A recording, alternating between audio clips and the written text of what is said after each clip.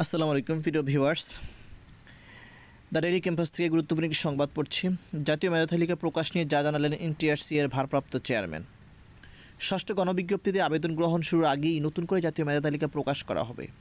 এই কাজটি টেলিটক করবে। ইতোমধ্যেই 18তম নিবন্ধনে চূড়ান্তভাবে উত্তীর্ণরা সনদ ডাউনলোড করতে পারছেন।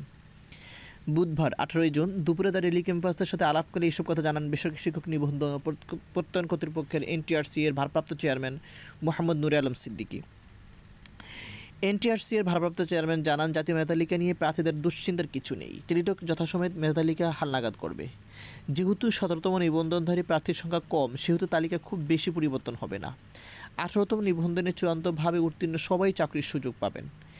এর আগে গত 4 জুন 18তম শিক্ষক নিবন্ধনের চূড়ান্ত ফল প্রকাশ করে বেসরকারি শিক্ষক নিবন্ধন ও প্রত্যয়ন কর্তৃপক্ষ এনটিআরসি এর ওয়েবসাইটে ফলাফল প্রকাশ করা হয়। ফলাফল সংক্রান্ত এক বিজ্ঞপ্তিতে বলা হয়, বেসরকারি শিক্ষক নিবন্ধন ও প্রত্যয়ন কর্তৃপক্ষের এনটিআরসি ব্যবস্থাপনায় 2024 সালের 12 ও 13 জুলাই অষ্টাদশ শিক্ষক নিবন্ধন পরীক্ষা 2023 লিখিত পরীক্ষা অনুষ্ঠিত হয়।